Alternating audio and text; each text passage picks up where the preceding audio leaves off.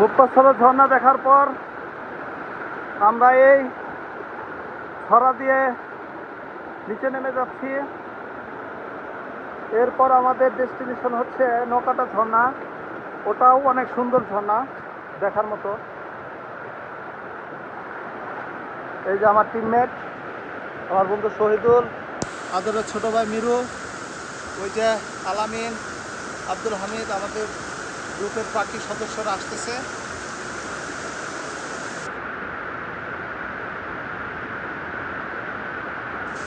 খুব সুন্দর অনুভূতি। একে একে আমরা এগিয়ে যাচ্ছি নৌকাটার উদ্দেশ্যে। আল্লাহ পাক যদি সহায় থাকে, সহি সালামতে যাতে যেতে পারি, আল্লাহর কাছে সেই দোয়া করি।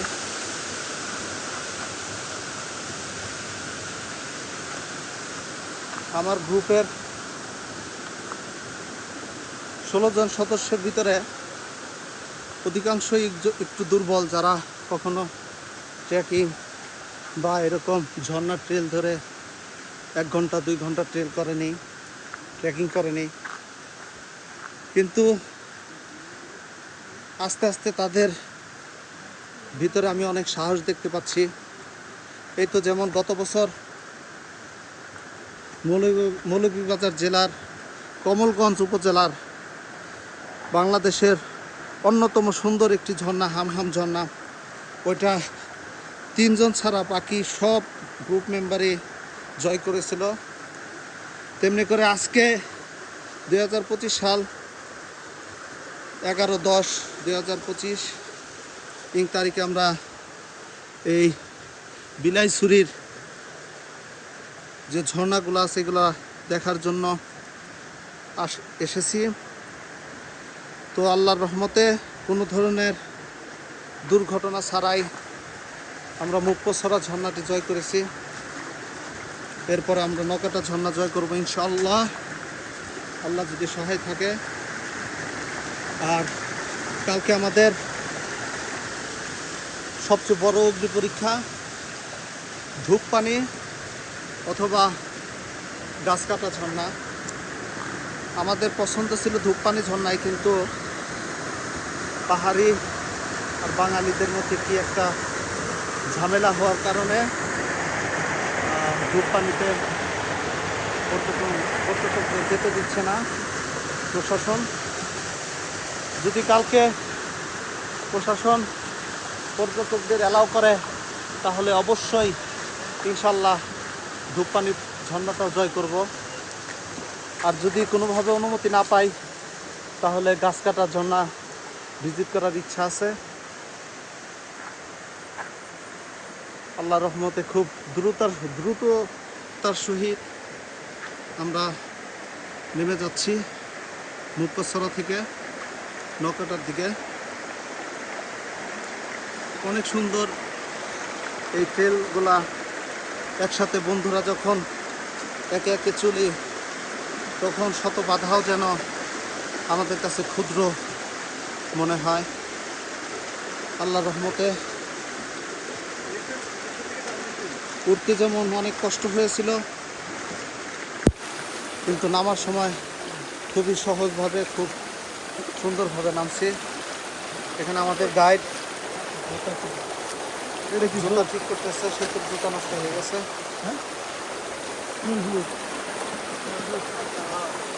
এই যে আমি আছি।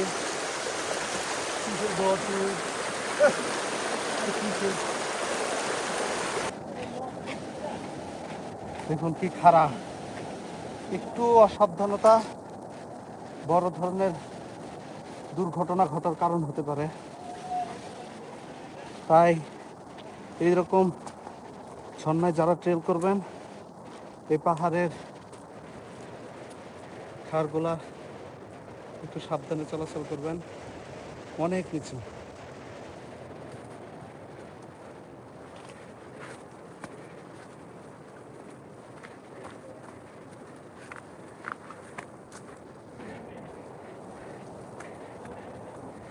এই যে আমাদের গাইড।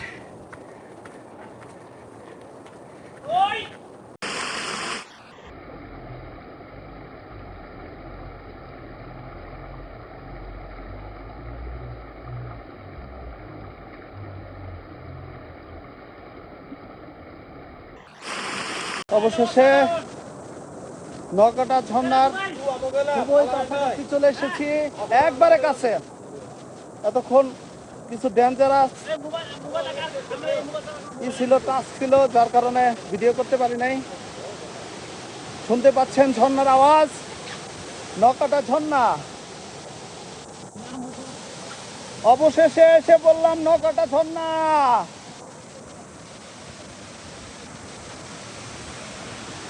এই যে দেখুন নৌকাটা ঝর্ণা।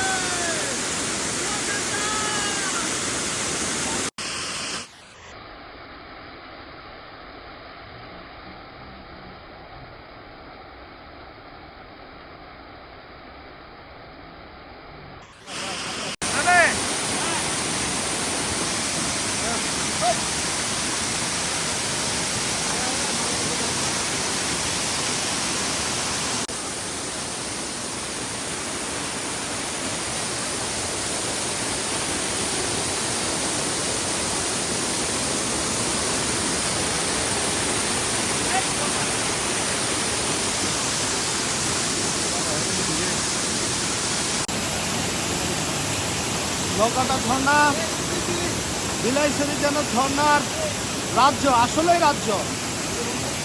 এত এত ঝর্ণা এই বিলাইছড়িতে আছে এবং অনেক সুন্দর সুন্দর ঝর্ণা। চলে আসবেন কিন্তু।